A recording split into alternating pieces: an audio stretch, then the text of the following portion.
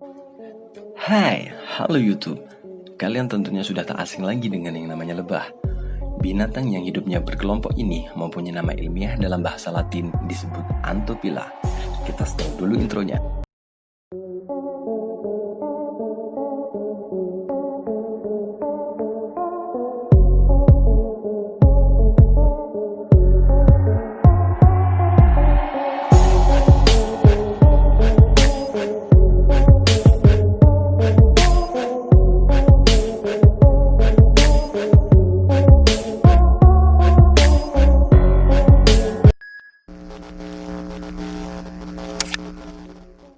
Tahukah kamu ada 5 fakta kecil dari kehidupan lebah yang hikmahnya tidak sekecil sangkaan kita? 5 fakta di bawah akan membuat kita paham bahwa lebah bukanlah hewan yang sembarangan. 1. Hampir seluruh waktu hidup lebah pekerja hanya untuk menghasilkan madu. Seekor lebah pekerja dapat hidup sekitar 5 minggu saja pada musim panas dan sekitar 20 minggu pada musim dingin. Lebah pekerja ini seluruhnya perempuan. Hampir sepanjang hidupnya hanya bekerja mengumpulkan serbuk, bunga, dan nektar untuk membuat madu. Lebah dilengkapi perlengkapan canggih dalam melakukan pekerjaannya. Menurut National Geographic, lebah dapat terbang sejauh 25 km per jam dan 200 kepakan sayap per detik. Selain itu, seekor lebah memiliki 170 reseptor bau yang dapat menemukan sumber makanan terbaik untuk diproduksi menjadi madu. Melalui kepakan sayap, kecepatan terbang, dan sensor penerimaan bau yang canggih, lebah dapat melakukan pekerjaan untuk menghasilkan madu.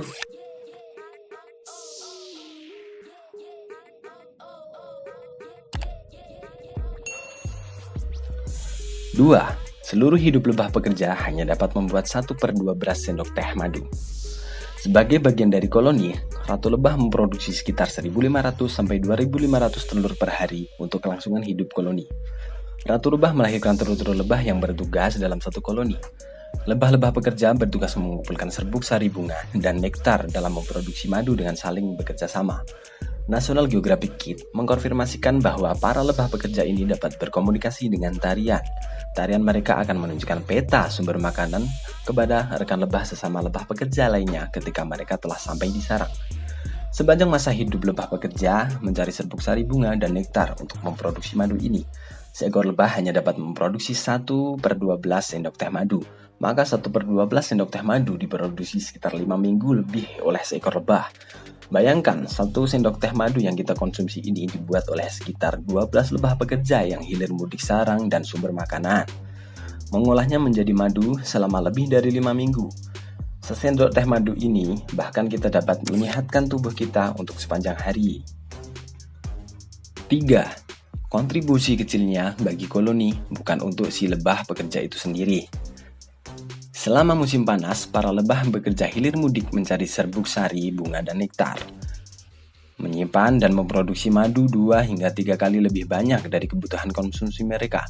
Kerja keras lebah dalam mengumpulkan serbuk sari bunga bersama lebah lainnya dilakukan untuk kebutuhan makanan koloni, memproduksi madu royal jelly, serta cadangan makanan koloni selama musim dingin. Pada musim dingin, lebah jantan bahkan dikeluarkan dari sarang agar satu koloni dapat bertahan hidup. 4. Pekerjaan lebah saat ini dapat dirasakan generasi lebah selanjutnya demi kelangsungan hidup koloni. Selain sebagai suplai makanan di musim dingin, para lebah pekerja ini bahkan memproduksi madu yang dapat memberikan untuk generasi mereka selanjutnya. Madu yang diproduksi dari serbuk sari, bunga, dan nektar disortir dan disimpan, tidak dikonsumsi seluruhnya. Apabila ratu lebah mati, larva calon ratu lebih akan dipilih untuk memberi makanan madu khususnya, royal jelly. Royal jelly, makanan khusus ratu lebah ini diproduksi dari serbuk sari dan bunga terbaik yang didapatkan lebah pekerja, agar calon ratu lebih dapat tumbuh menjadi selayaknya ratu dan melahirkan generasi lebah selanjutnya. 5. Senyawa kimia neonicotinoids mengganggu lebah pekerja dan kelangsungan hidup koloni lebah. Setelah sejak sekitar 15 tahun lebih kehidupan koloni lebah mengalami penurunan yang amat drastis. Penelitian telah dilakukan untuk mencari tahu apa yang menyebabkan terjadinya Colony Collapse Disorder (CCD) pada lebah. CCD merupakan fenomena koloni lebah di dunia yang mengalami penurunan drastis. KeepingBackYardBees.com mencatat pernyataan Soil Association bahwa Neonicotinoid telah berpengaruh terhadap CCD. Neonicotinoid bekerja seperti halnya insektisida dengan memblok jalan neural spesifik dalam sistem pusat kegugupan serangga.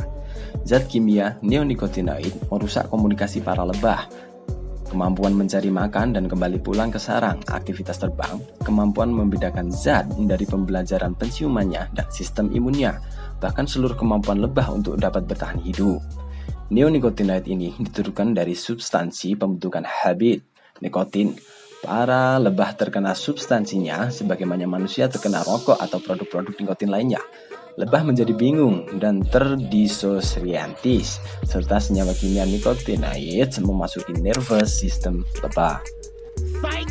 That's the wrong number!